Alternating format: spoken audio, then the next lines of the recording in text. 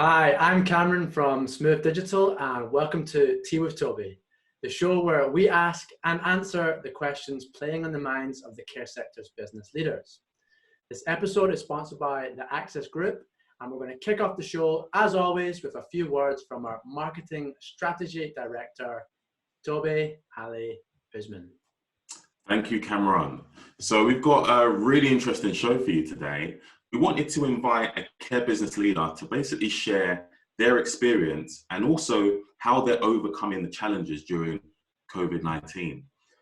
This individual has also published some recent research, and we want to delve into that as well. So on that note, I'd like to welcome Mr. Mike Rich to the show. Welcome, Mike. Welcome, Mike. Welcome. Oh, thanks, Toby and Cameron. Tea with Tobi, tea with Tobi, tea with Tobi, tea with Tobi, tea with Tobi, tea with Tobi, tea with Tobi, tea with Tobi. So Mike, just to kick off, could you give us a quick background about yourself and your role in the care sector? Yeah, sure. My name's Mike Rich. I'm the Chief Executive of Barnet Carers Centre. We're a charity that's been in existence for over 30 years now, working mainly across the London Borough of Barnet, although we do work in other places as well. As a charity, we do two things. We support informal carers, so, essentially people who are out there in their families looking after maybe their mum, their dad, maybe children with disabilities and things like that. But what we've always done as well is provide domiciliary home care services. We've been providing home care across Barnet for over 30 years now. And we provide, we're not a massive provider. We work pretty much within one borough, although we are starting to extend our services. We deliver around 1,000 hours of home care every week. And we deliver that to a sort of mix of clients, really. About 50% of our client population is private payers, and around 50% come through either the local authority or through clinical commissioning groups, through discharge. We also do quite a lot of home care. In fact, we've got quite a large percentage of the home care contract in Barnet for children and young people as well, where there's need for that as well. So we do quite a lot of the more, I suppose, specialist care as well. Awesome, and thanks again for joining. So in Tea with Tobi fashion, we're going to jump straight in, and let's start with the recent research you published. Can you just tell us a little bit about that, who took part and why you chose to publish it? Yeah, obviously one of the things that we do as an organisation is try and keep on top of the issues that are impacting on people locally, especially in our area in Barnet. Because I think it's as a provider, it's important to know your market and know what's worrying people and know how people are reacting to things. And of course, COVID-19 brought a completely new situation to the table, and we didn't feel as though we could rely on our old assumptions. So we went out and we spoke to people, mainly to informal carers, but also with people who work in home care as well. We ended up surveying over 500 people over that period of time, which in my business, if you manage to get responses from 500 people, you are doing very well indeed. Especially now.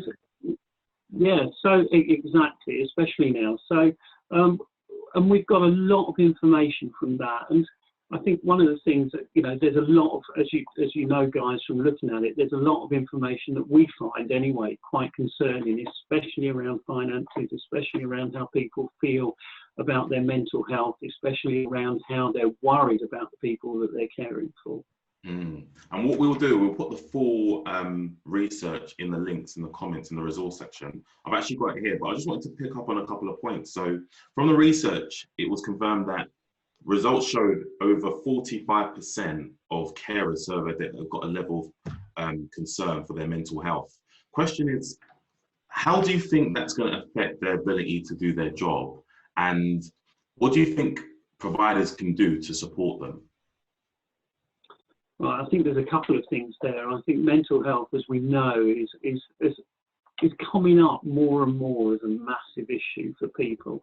across the board with the COVID-19 situation. I think where people were worried about their mental health beforehand, they're feeling a lot more fragile. And I think, you know, there's a couple of things around people who are working as home care staff, as domiciliary care staff, that we need to bear in mind. I think first and foremost, I mean, our staff have been tremendous, and what I've heard across the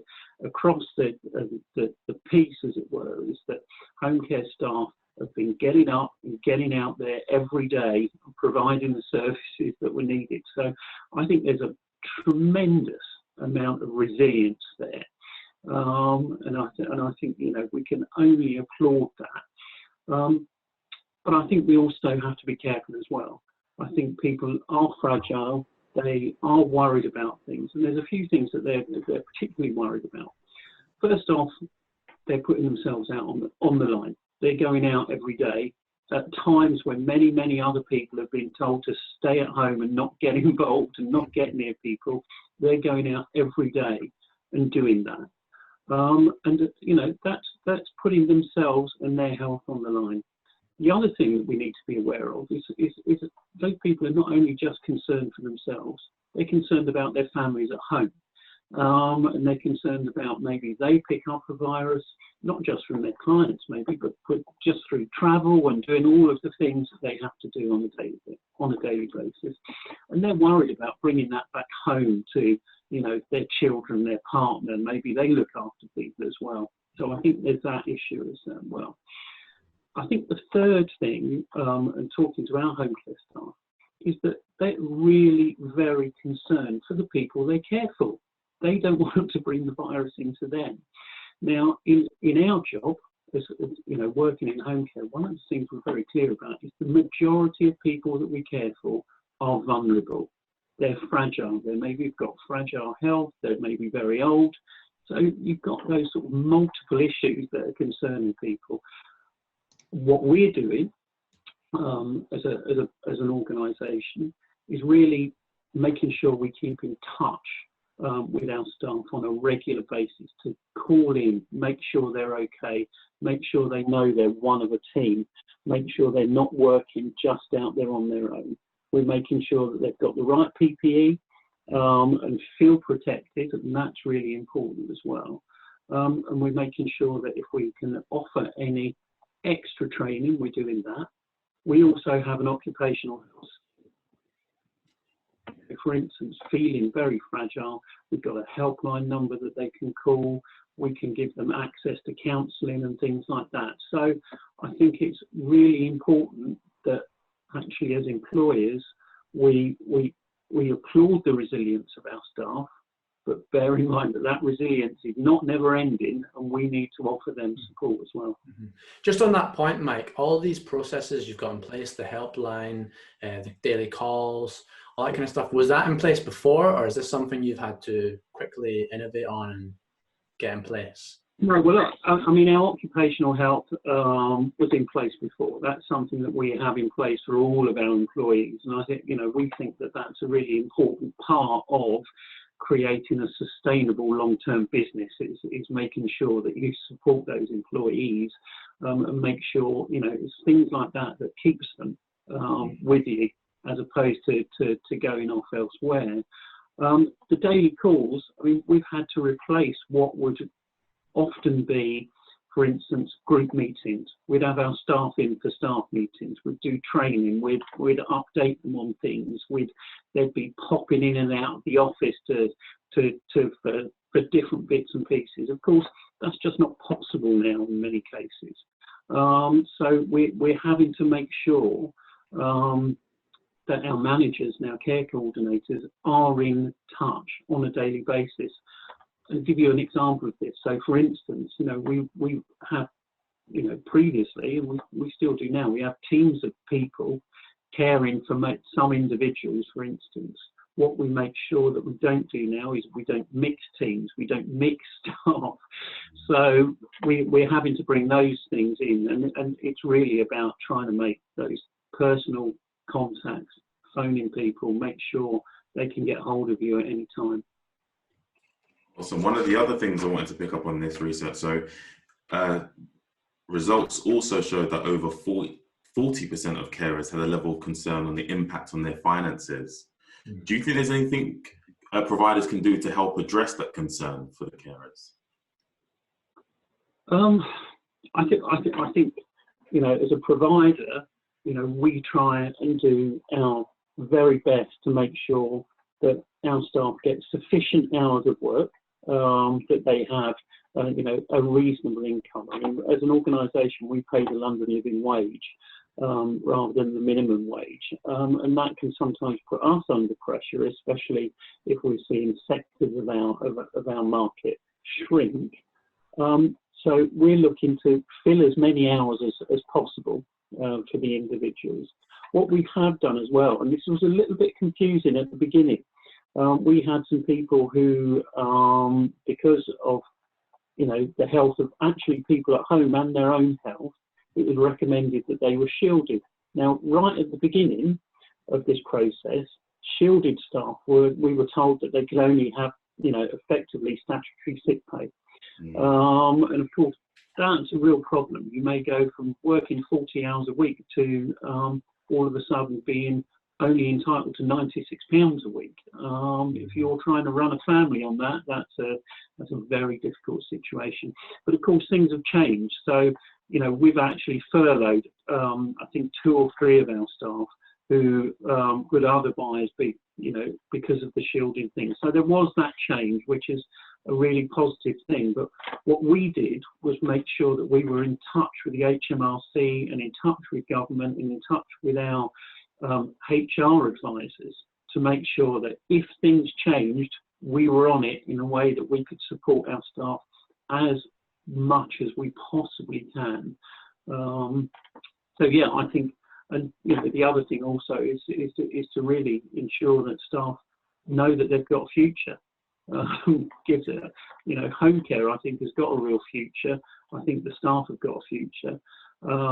It's time to, you know, pay back some of that loyalty that you may have had from staff over the years. Yeah, and I think that affirmation that their job's safe is, you know, will go a very long way. And like you said, home care will be in a very strong position. We're gonna talk about that. Also, this will be a good time to just, you know, send a shout out to the amazing work that the Care Workers charity are doing also. So they also offer grants for any carers who are in having tough times with their finances. I know at the moment they are on the road to, Cameron, is it 2 million? 2 million to target, yeah. So 2 million to target at the moment. As of filming, they're doing quite well. Who knows where they'll be when this comes out? Yeah, and we're going to get them on the show, but that's an amazing charity, and any care workers who are having financial difficulties, there's an application you can fill out there and you could get a grant as well. Lovely. So we're going to move slightly, and what I wanted to talk about is during this period, we're talking to our clients and, you know, the community, they're sharing that they've made a number of changes and their business has adapted more in the last 2 months than the last 2 years plus. Can you share some of the things that you've done differently during this period and how you've had to adapt? Well, yeah, I mean, I'll be perfectly honest with you. I think, you know, the people you've spoken to are absolutely right. We've had to move a lot quicker to things than we would otherwise have done. I mean, we were in the process of moving over to digital care planning. We were looking at changing our rostering software right at the time that this all landed on our plate. It's really made us move a lot quicker on that, and I think, you know, and so, you know, there's a benefit for that for us. One of the things that we have done is look to move we're an accredited training centre. And we do our own in-house training for our staff and other people, but obviously we can't bring people together now to do training. So we put our training online. So we're delivering our MVQ, CQF type training online now for people, so we can do that. We've done interviews via Zoom, for instance, in terms of bringing on new staff. We've looked at ways in which we can move a whole lot of things into the online world. So I think that's been, a really sort of important thing that we've had to do. But you're right, it has pushed us into doing things that would have otherwise taken months and months. So there are some silver linings to it. There is. Now, one of the things that I've been, everyone, my close connections to me know that we do marketing for the care sector. But people who, I know from university, who haven't been in contact for ages, have been reaching out to me saying, I've been seeing the care homes on the news pretty much every night. So the media is having, I would probably say that they're not really showing care in the best light. And I know that some families have pulled their loved ones out of care, more companionship. Now, some business owners are probably concerned because they've got a business to run and carers to support. Do you think, is there anything that you're doing to reassure the families of the people you're caring for to sort of balance so there isn't a negative connotation that the media show? Yeah, I mean, I think it is very difficult because one of the things we can't get away from is the figures. And care homes have been very badly hit by the whole virus. It would be true to say that at the beginning of the crisis, we lost quite a lot of our, what we might call our companionship clients, our sort of an hour a day sort of going round having lunch, that kind of thing, clients, because people were saying to us that actually, we're concerned about the possibility that the virus may come into the household. We're concerned about my elderly parent or something like that, and we could understand that. What we're doing in that case is we are keeping in a regular, literally a weekly phone up to these clients when our care conferences. Really, how are you? How are things going? Here's where we are, because we're hoping, obviously, and many of our clients have actually said this to us. We're hoping that they will come back to us as things start to ease and as this becomes a new normal. Come back to us, and that's the indicator we've got. What we have, and what we have spoken to all of our clients about is, what we're doing to protect them and what we're doing to protect their staff. It's one of the things that we've had to do, obviously, is that care workers who are going in to see people are all of a sudden top to toe in PPE, whereas previously they may have worn an apron, they may have worn some rubber gloves, they may have worn some sleeves. Now they're in there, they've got shields on their faces, they've got face masks on, and all of a sudden it feels, even though it's not, all of a sudden it feels very medicalised, and it feels quite worrying. But we've been trying to be really reassuring to our clients that we are doing everything that we can in order to prevent them, or in order to prevent any infection coming into the house or anything like that. And I'll be honest with you, we've had a very positive response from our clients, although there have been, there are difficulties. So, as I said, we work with quite a lot of people with dementia, and some people with learning difficulties. Turning up and all of a sudden looking completely different because you've got a shield on, you've got a mask on, you're covered in blue plastic, all of those things. Difficulties at times, but we're doing our best to make sure that people feel safe, because largely, I have to say, largely, especially in home care, they are safe. Let's talk about that. So in terms of home care specifically, what do you think the future holds? And do you think there will be a lasting impact from COVID-19 for the future as well?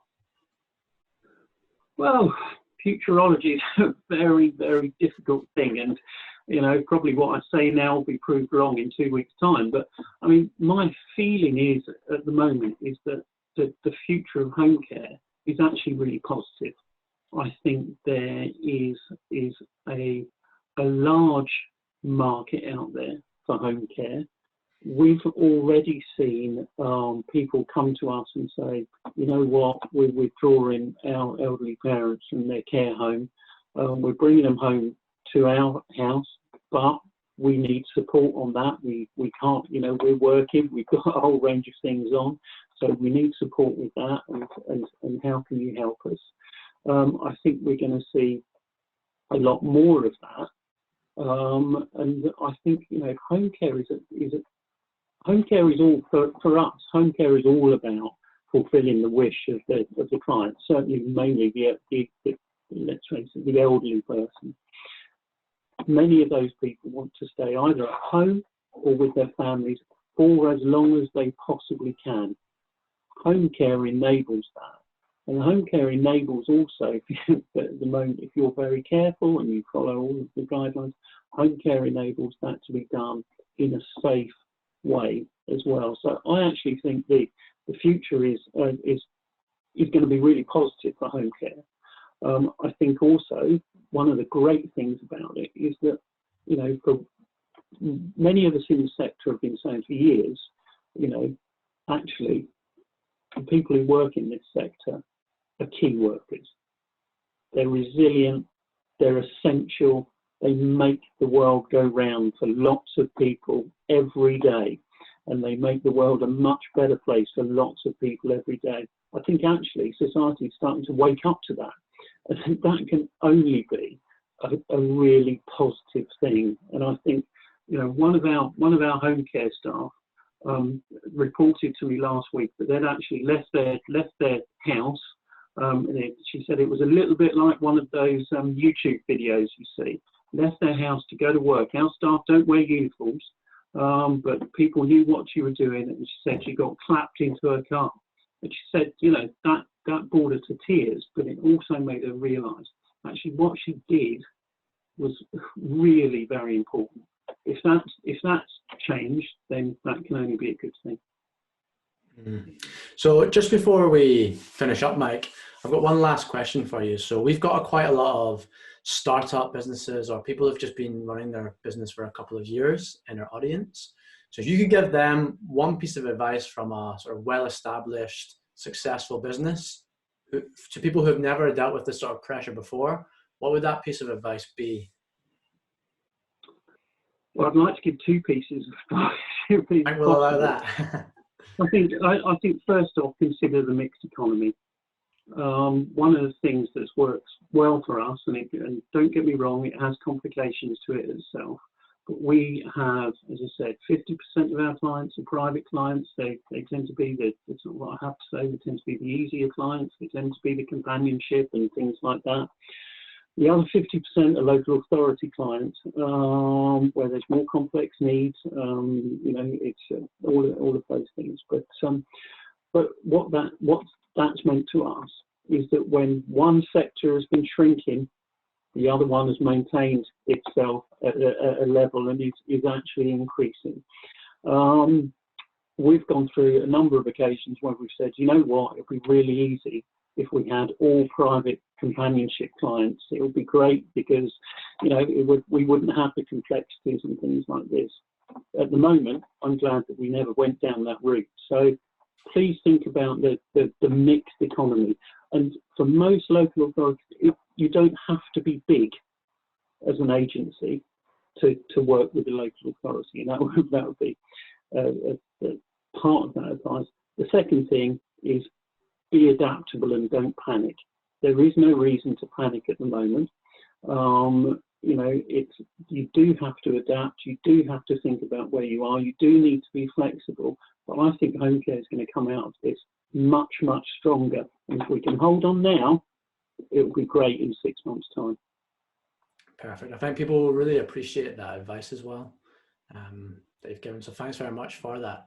So is there anything else from yourself, Tobi? No, I was just thinking it's great to have you on the show. It's good to have a perspective from, a care business leader. We'll probably do this a bit more. But thanks again, Mike. We'll probably have you back on in 6 months' time, and we'll see what the future holds. Absolutely. So well, hopefully, some of the things I've said will actually turn out to be proven true. But, I'm not holding my breath on that. If 6 months ago somebody had told us we'd have been doing this, we'd have all laughed at them. Exactly. So thank you for having me. Yeah, thanks for Mike. Thanks to Tobi as well, I guess, as always. And thank you very much to the audience for watching and listening. One thing, if you want to help and you want to help other people as well, one of the best things you can do really is to leave a comment on the actual videos itself, as we're getting a lot of private messages, but it's really useful questions and it would help everyone if you comment them, and we can try and get some discussions going on the actual videos themselves. So until next time, thanks for watching, and this has been Tea with Tobi. Thanks very much.